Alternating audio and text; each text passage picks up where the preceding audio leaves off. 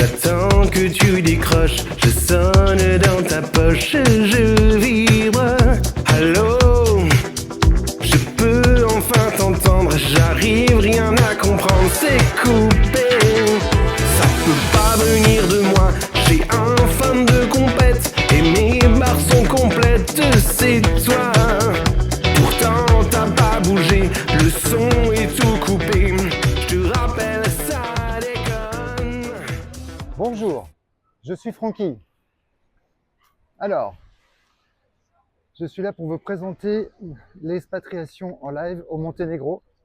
Donc là, je suis remonté du sud, je suis de nouveau à Budva.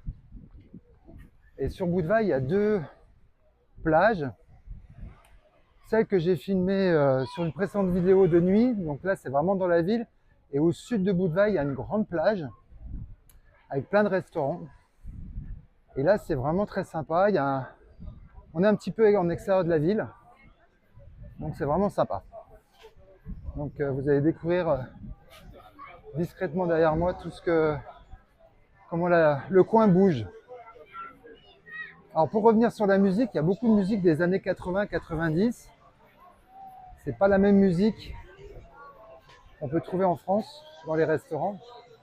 C'est la particularité.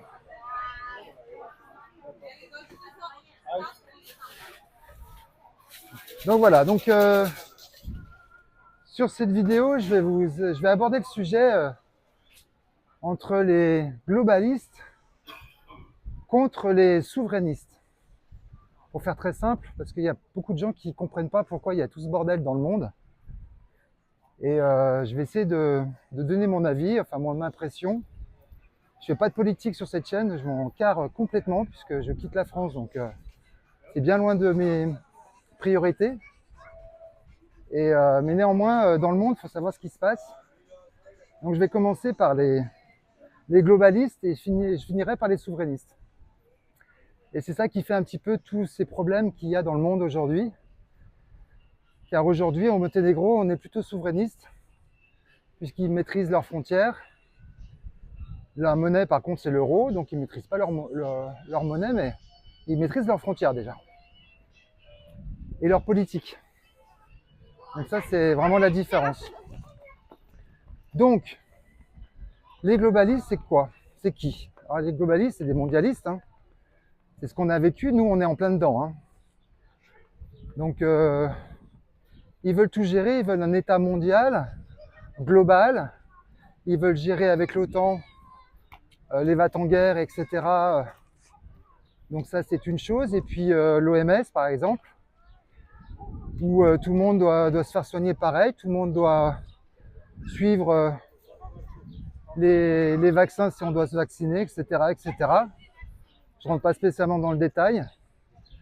Mais voilà, donc aujourd'hui, il y a tout l'Occident qui est mondialiste. Je vais dire globaliste parce que je trouve plus juste. Donc les globalistes, c'est les États-Unis, le Canada, toute l'Europe et l'Australie.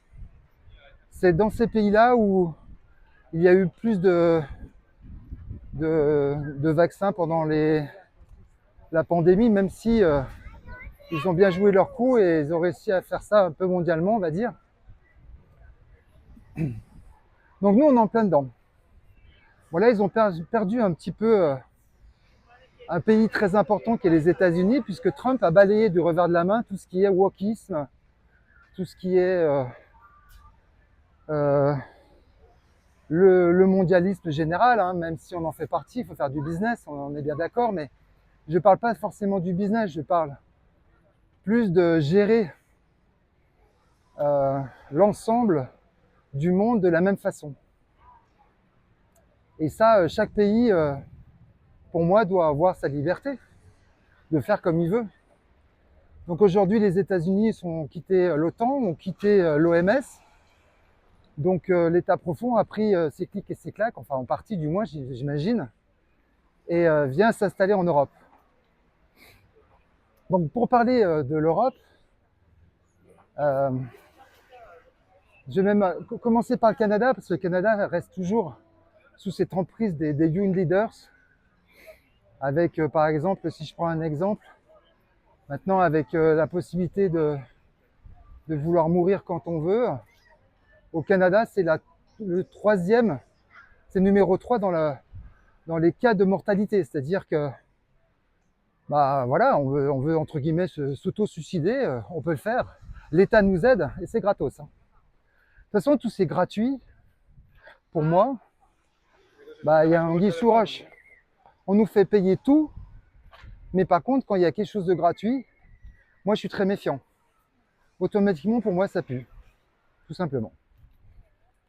Donc les Américains sont sortis de tout ça grâce à Trump. Je dirais bien grâce à Trump, c'est la réalité des choses. Elon Musk. Mais voilà, pour revenir sur l'Europe, nous on est en plein dedans parce qu'on n'a pas de contre-pouvoir. On n'a pas un Trump demain qui peut venir en Europe et puis tout chambouler du revers de la main. Ça se passera pas. Pour moi, ça n'arrivera pas. Donc on est bien dedans, bien comme il faut, et je pense qu'on est dedans pour un paquet de temps. Je parle de décennies, j'imagine. Bon, après, je peux peut-être dire des bêtises, hein, mais je ne suis pas devin non plus. Enfin, pour moi, c'est le piège, puisque nous, on reste dans l'OMS, on reste dans l'OTAN, et on n'est pas prêt de s'en sortir.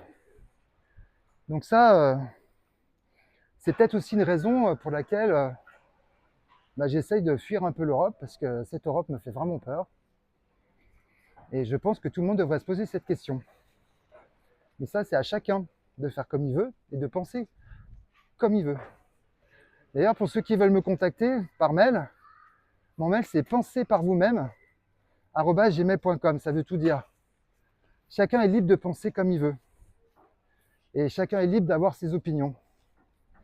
Moi, j'aimais juste le mien et puis après, voilà. Il n'a pas de valeur finalement. Hein. Donc voilà, ça c'est pour moi, c'est quand même important. Parce qu'on est pris dans cet étau et on ne pourra pas s'en sortir. Ça, c'est des globalistes. Et de l'autre côté, vous avez les souverainistes. Ça veut tout dire. Hein. Les souverainistes, c'est en gros les BRICS, hein, pour faire simple, qui veulent conserver la souveraineté de leur pays en maîtrisant leur monnaie, leur culture, leur politique, leur façon de penser et leurs frontières. C'est ce qu'on nous avions avant. Hein. Faut pas l'oublier, ça. Hein. On l'a perdu en 2000 quand on est rentré dans l'Europe, 2001, de mémoire, si ma mémoire est bonne. Donc ça, on l'a perdu. Hein. Et d'ailleurs, la France aujourd'hui, elle est ce qu'elle est grâce à tout ce qui s'est passé quand elle était souveraine. Et aujourd'hui, tout ce qu'on a encore de bien dans notre pays, c'est grâce à la souveraineté de la France de l'époque. Pour moi, ce n'est que l'ombre, il reste que l'ombre de la souveraineté. Aujourd'hui, on décide plus de rien. Tout ce qui se passe aujourd'hui en France, c'est de la sensiblerie. C'est du spectacle. C'est pour nous amuser. Pour moi, la politique, aujourd'hui, ça ne veut plus rien dire. Puisque ce n'est pas nos pays qui dirigent, c'est l'Europe qui dirige. Par des gens qui n'ont pas été élus. Donc, beaucoup de gens aujourd'hui parlent d'expatriation pour justement fuir ce globalisme et ces obligations et ces interdictions veux-tu en voilà. C'est, je pense, la raison principale. Hein. Après, bien sûr, il y a la sécurité, j'en ai parlé beaucoup sur cette chaîne, et puis il y a la fiscalité. Mais c'est un point important, je pense, à comprendre. La différence qui est entre le Monténégro, qui certes ne maîtrise pas sa monnaie, mais maîtrise quand même tous les autres paramètres. Et ça, on sent encore cette liberté. Donc, chose que nous, on n'a plus. On a vraiment perdu ça. Et imaginez dans 10 ans, que sera la France dans 10 ans? Essayez de vous projeter un petit peu. Il faut, je pense, se poser ces questions. Hein. Moi, je me les suis posées déjà depuis longtemps. Mais Ah bah encore des enfants, c'est vrai qu'il y a beaucoup d'enfants ici. Hein. Coucou. Hello.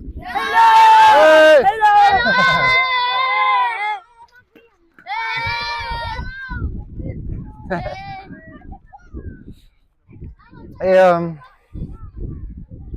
Et c'est le fait que, voilà, pour moi, on est quand même pris dans un étau et ça, c'est vraiment des questions à se poser. Donc, d'ailleurs, la Russie fait un visa pour les expatriés français qui veulent partir de la France pour avoir une vie, je dirais, classique, standard de l'époque, souveraine, avec un système classique anti-woke, avec pas de transhumanisme, pas d'opération du sexe ou je sais pas trop quoi. Tout ça, il le propose pour revenir sur les valeurs classiques de la famille. Et ça, c'est des valeurs très importantes hein, à mes yeux. Hein. Je pense que ce sont des valeurs aussi importantes à vos yeux, enfin j'espère et j'imagine. Donc voilà, c'est ça la différence qu'il y a entre les globalistes et les souverainistes. Et moi je suis quelqu'un plutôt qui aime la liberté. J'aime pas les interdictions. Donc bah, des fois je me dis mais qu'est-ce que je fais en France? On nous interdit tout. Est-ce que j'ai le droit de faire ci? Est-ce que j'ai le droit de faire ça? Non, bah ça j'ai pas le droit. Bah ça je peux plus. Avant on pouvait. Maintenant on peut même plus élever des poules. Il y aura des amendes parce qu'on a 4 poules pour avoir quelques œufs à la maison. Ici, tout le monde a des poules dans les campagnes. Et voilà, c'est normal. En Russie aussi, j'imagine, un peu partout, dans tous les pays souverainistes, il y a ce facteur-là. Enfin, si on veut faire un jardin, on fait un jardin. Si on veut faire un abri, on ne va pas payer des amendes parce qu'on a fait un abri. On ne va pas payer des taxes parce qu'on fait une piscine. Enfin, des exemples, je peux vous en trouver 150 000. Mais ça, c'est quelque chose qu'on ne voit pas venir. On s'habitue tout doucement. Je rappelle la grenouille dans la marmite. Elle se rend compte de rien, en fin de compte. Hein. Elle brûle tout doucement, elle se rend compte de rien. Et quand elle veut réagir, elle a toutes les jambes ankylosées, elle ne peut plus sortir. Nous, ça sera exactement pareil.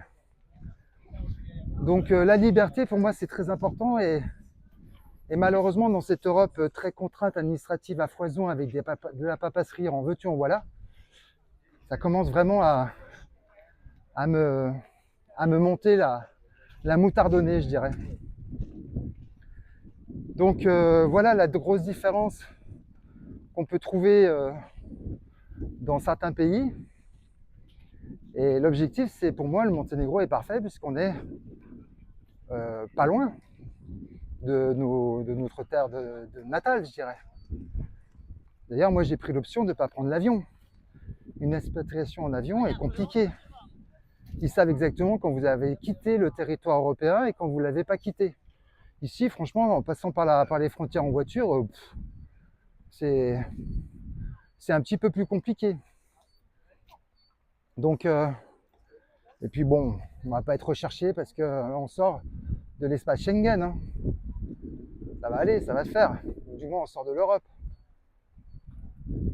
Donc voilà. Donc ça, c'était la particularité. Et puis, je vais revenir sur ceux qui font des commentaires sur mes choix. Moi, je ne fais pas commentaire sur les vôtres. Et puis, si mes choix sont de partir, de vivre dans d'autres pays, c'est mon droit. J'ai pas besoin d'avoir des tartines de choses négatives. Et si vous n'êtes pas content, bah, pourquoi vous regardez une chaîne d'expatriation? Si vous voulez pas vous expatrier, regardez une chaîne de, je sais pas, de ce qui vous plaît, de ce qui vous intéresse. C'est pas plus compliqué que ça. Pourquoi perdre son temps à faire des tartines négatives sur mes choix, alors que de toute manière, je suis tout seul et je fais ce que je veux. Et de toute manière, je ne le lis même pas, j'en ai complètement rien à foutre. Je vais les bannir et puis terminer, quoi. Donc chacun est libre de faire comme il veut et moi, j'ai pas pour objectif d'influencer quiconque. Je suis là pour vous partager mon expérience, les choses que j'ai faites bien, les choses que j'ai pas bien faites, les erreurs que j'aurais pu commettre aussi, parce que je vais certainement en commettre. Alors, c'est des choses toutes simples là, parce qu'il n'y a vraiment pas grand chose à dire pour l'instant, mais tu vas dans un marché, ici, les fruits sont ramassés, c'est du local. C'est pas, ça passe pas par un gis, hein. Donc c'est du direct live. Bon bah c'est sûr que j'achète une barquette de cerises.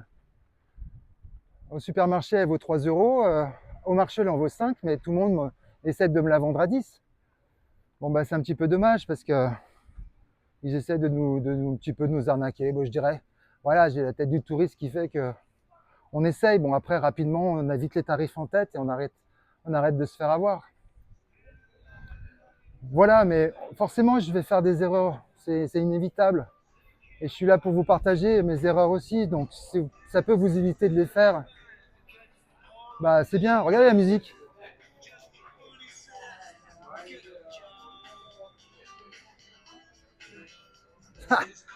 Là, on n'entend plus ces genres de musique-là dans les restaurants français. Ça n'existe pas, hein. C'est trop bien. Alors, peut-être parce que j'ai 50 ans et ça me fait plaisir d'entendre des musiques comme ça. Mais je les écoute chez moi, mais dans un restaurant ici, j'en entends partout. C'est top.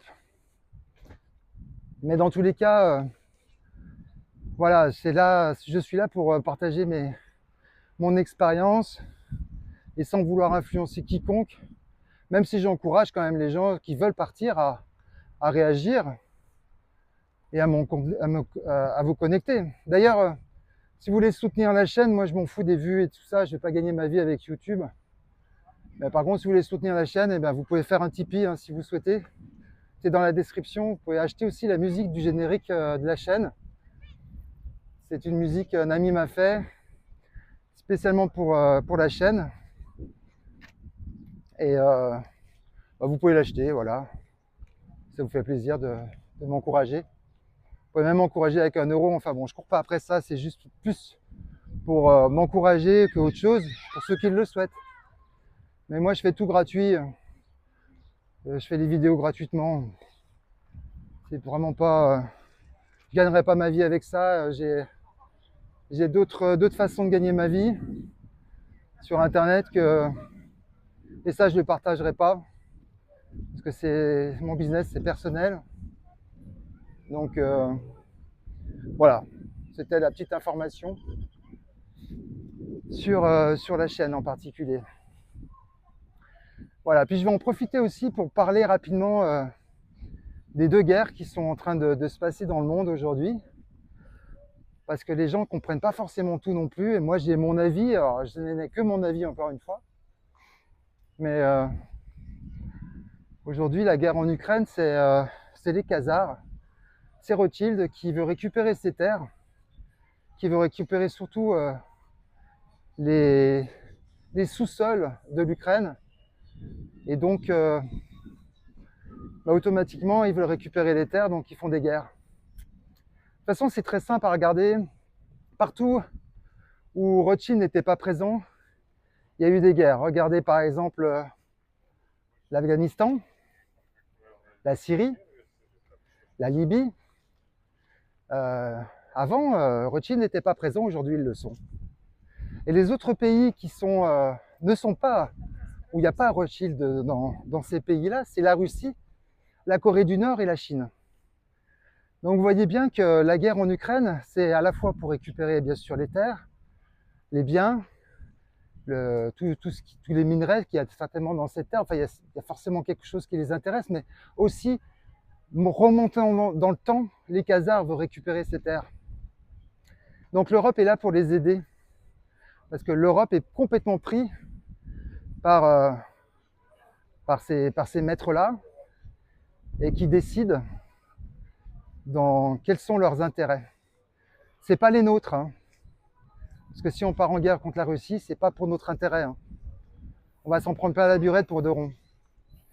Donc c'est aussi un choix d'avoir un plan B, de partir à l'étranger, avoir un plan B. Parce que si un jour ça part en cacahuète, et ben moi je sais exactement où aller, j'y serai peut-être déjà, mais puisque j'ai l'intention de faire des allers-retours, c'est très simple de partir rapidement. Et j'aurai tout ce qui m'attendra ici pour être certainement un petit peu plus protégé qu'en France, qui sera la cible numéro 1 avec l'Allemagne et l'Angleterre. Donc cette guerre, elle est voulue. Hein. De toute façon, c'est les ventes en guerre, ils sont plein but là. C'est voulu. Voilà, ça c'est la première chose. Et puis la deuxième chose, pour des raisons... Alors moi je fais pas de religion, je suis en fou complet de la religion. Moi, pour moi, s'il y a un Dieu, il est en moi. Je suis pas du tout croyant, ou je suis croyant dans que je fais partie de la goutte d'eau du lac ou de la mer, et donc Dieu, quelque part, s'il y a un Dieu, il est partout, et je pense qu'il est pas au ciel, il n'est pas sous terre, il est en nous. On est des êtres trop sophistiqués, et pour moi, c'est dans mon âme, voilà. Si je peux vous parler un petit peu de spiritualité. Donc je suis pas du tout religion, mais malheureusement, la guerre à Gaza, c'est essentiellement pour des raisons religieuses. Malheureusement, encore une fois, s'il n'y avait pas de religion sur Terre, je pense qu'il y aurait très peu de guerre. Voilà, on a une autre musique un peu plus one again. Bon, c'est bien aussi, hein. Mais c'est finalement le Grand Israël. Ils veulent reconstituer le Grand Israël. Donc il y a la Cisjordanie qui est dedans, le Grand Israël, il y a l'Égypte, il y a l'Iran. Il y a bien évidemment une partie de l'Arabie Saoudite. Donc ça veut dire que ils vont vouloir récupérer ces terres, encore une fois, et en récupérant ces terres, il va falloir faire des guerres. Donc je pense que la guerre à Gaza, c'est que le début. D'ailleurs, il y a un vrai génocide, et ça me fout les boules. Quand il y avait des génocides, on n'était pas au courant. Là, aujourd'hui, on est au courant, mais personne ne bouge. Ça bouge un petit peu, mais malheureusement, ils sont tellement puissants que ça devient aberrant de voir ça. Ils tirent sur des enfants, ça me fait vraiment mal au cœur.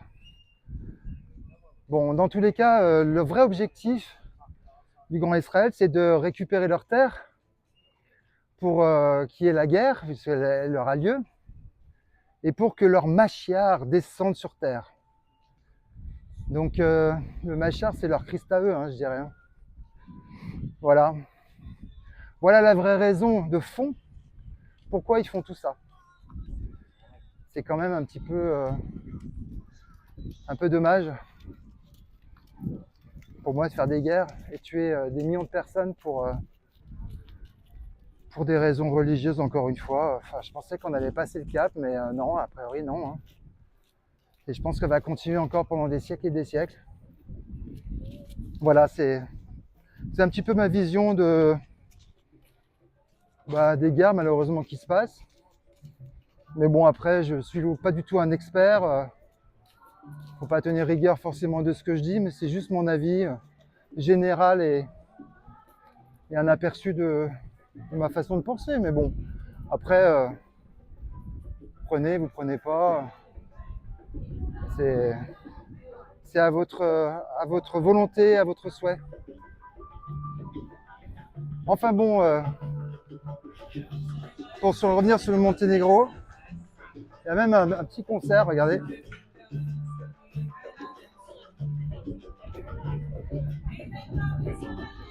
Ah non, c'est vraiment...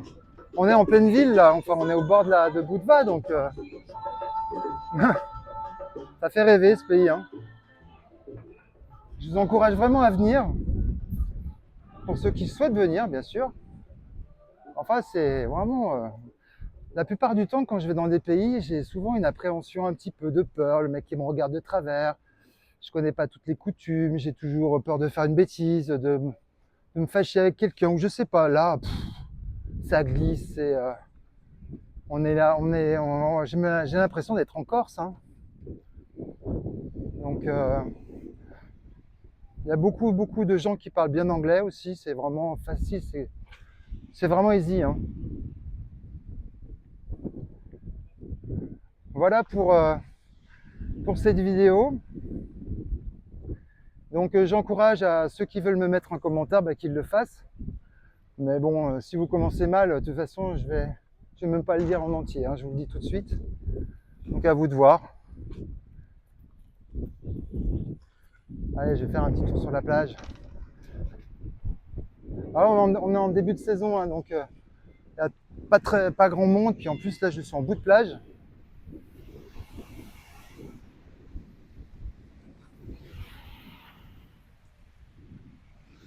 Allez, je vais vous faire partager la ville de Budva Sud. Donc juste derrière cette petite colline, je dirais, il y a le centre de Budva avec la plage que je vous avais montrée. Et puis donc la plage de Budva Sud.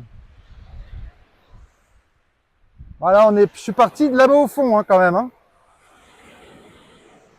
Comme quoi, je suis une pipelette quand même, hein. C'est dingue. Hein. Je dois être une pipelette. Ouais, non, j'ai des chaussures et je vais mouiller les pieds, je sais, je me connais. Enfin bon, sur ce, je vous souhaite une très très belle journée. Soyez positifs. Croyez qu'il y a encore des belles choses à découvrir dans ce monde et qu'on n'est pas forcément attaché à une nation, ou du moins, si, on est attaché à une nation, mais on n'est pas spécialement attaché à une terre. On a tout à fait le droit de vivre où on veut dans le monde. Nous sommes des êtres souverains. Donc on fait ce qu'on veut. On est libre d'aller, de repartir. C'est la liberté, ça. Et il faut se battre pour cette liberté-là. Et si on la perd, ou on lutte, mais pour moi c'est un peu peine perdue en France ou en Europe, ou on se barre. Moi j'ai pris cette deuxième option, parce que j'aime pas le conflit. Et donc voilà, vous avez l'embarras du choix, je dirais. Donc osez, parce que la vie elle passe vite. Moi j'ai déjà 50 ans et j'ai pas vu passer ma vie. Pourtant j'en ai fait des choses, mais ce qui est de l'avantage, c'est que plus on en fait, finalement on se dit ouais, j'ai encore pas fait ça, puis j'ai pas fait ça, puis j'ai pas fait ça aussi.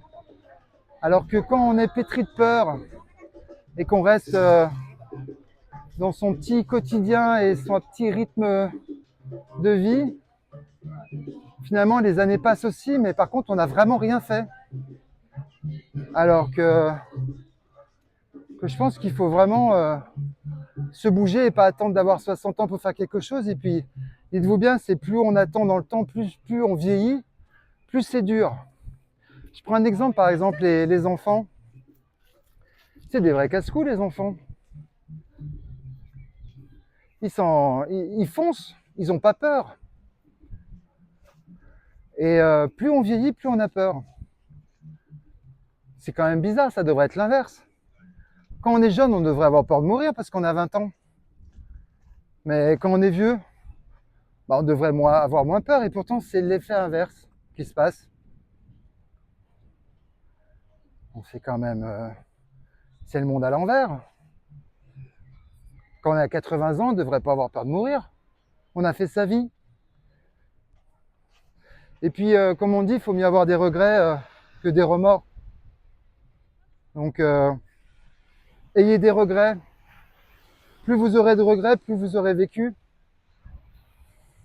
Par contre, des remords en disant j'ai pas fait ci, puis j'ai pas fait ça, puis j'ai pas fait ci, puis ça j'y ai pas fait, puis ça j'aurais pu à ce moment-là faire ça. Non, faut pas. Sincèrement, il faut pas. Voilà, je vais vous laisser pour cette petite tournée Budva et la différence qu'il y a entre les globalistes et les souverainistes. J'apprends peut-être très peu de choses à certains, mais j'en suis sûr que il y en a qui comprenaient peut-être pas tout à ce niveau-là. Enfin bon, de toute façon, l'objectif de faire des vidéos, c'est de donner son avis. Et puis moi, je vous encourage à faire votre chaîne. Hein. Faites une chaîne, allez-y. Faites, donnez vos impressions. Vraiment, je vous encourage à faire ça. Voilà.